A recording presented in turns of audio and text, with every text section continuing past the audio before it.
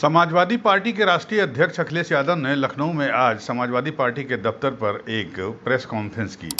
अखिलेश यादव ने यह press conference हालांकि बहराइच दंगे को लेकर बुलाई थी, लेकिन उनके निशाने पर भारतीय जनता पार्टी की सरकार और उनके अधिकारी थे। अखिलेश यादव ने कहा कि भारतीय जनता पार्टी राजनीतिक और सामाजिक तौर पर जनता को धोखा देने का काम कर रही है। साथ ही साथ योगी सरकार के अधिकारियों पर निशाना साधते हुए उन्होंने कहा कि उपचुनाव में बीजेपी को जीत दिलाने के लिए सरकारी अधिकारी बीजेपी कार्यकर्ता की तरह काम करने में जुट गए हैं। उन्होंने कहा कि अंबेडकर नगर के जिलाधिकारी भाजपा के जिलाध्यक्ष की तरह काम कर रहे हैं। अखिलेश यादव ने चेतावनी भी दी कि जो भी अधिकारी चुनाव में गड़बड़ी करेगा, हम उसकी शिकायत चुनाव आयोग से तो करेंगे ही करेंगे, साथ ही साथ उस अधिकारी के पोस्टर बनाकर जगह जगह टांग देंगे। इसके बाद अखिलेश यादव ने महिला सिपाही के साथ हुए दुष्कर्म के मामले पर योगी सरकार को घेरने की कोशिश की। उन्होंने योगी सरकार पर तंज कसते हुए कहा कि महिला सुरक्षा के मामले में प्रदेश में कानून व्यवस्था फेल होने की कगार पे है। उन्होंने कहा कि उत्तर प्रदेश की पुलिस दबाव में काम कर रही है। भारतीय जनता पार्टी की सरकार ने पुलिस के ऊपर पहरा बिठा दिया है। इंडिया गठबंधन के उपचुनाव में चुनाव लड़ने के बारे में सवाल पूछे जाने पर अखिलेश यादव ने कहा कि इंडिया गठबंधन एकजुट है, हम बिल्कुल मिलकर एक साथ मिलकर चुनाव लड़ेंगे।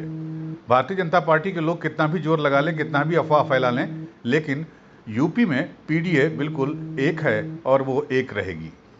एक साल में उत्तर प्रदेश में गरीबी दूर करने के भारतीय जनता पार्टी के दावे के सवाल पर अखिलेश यादव ने जवाब दिया कि अगले एक साल में तो भारतीय जनता पार्टी के जाने की सूरत बन रही है। अब अखिलेश यादव आए बहराइच पे।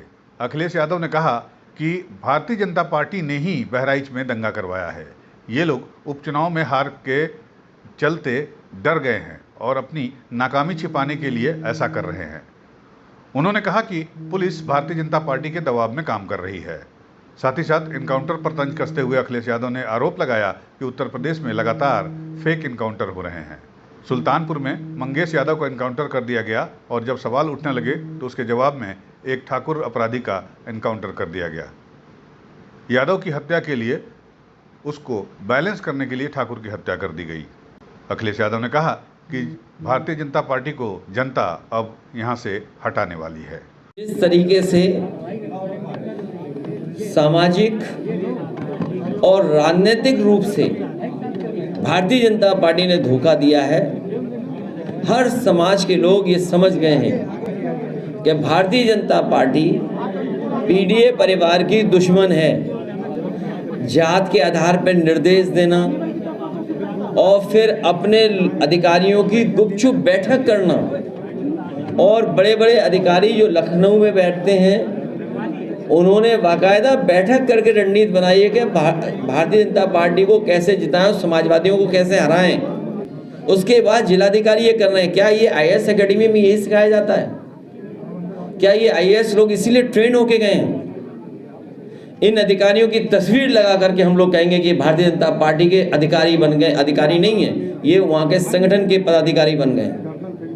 उत्तर प्रदेश में दंगा कराने का काम बहराइच में अगर किसी ने किया तो भारतीय जनता पार्टी के नेता उसमें शामिल थे, और ये इसलिए कराया गया है क्योंकि बीजेपी के लोग घबरा गए हैं। महंगाई का उनके पास कोई जवाब नहीं है, बेरोजगारी का उनके पास खत्म होने कोई जवाब नहीं है, कानून व्यवस्था जीरो हो गई है कि बताइए पुलिस के साथ ही घटना हो जा रही है।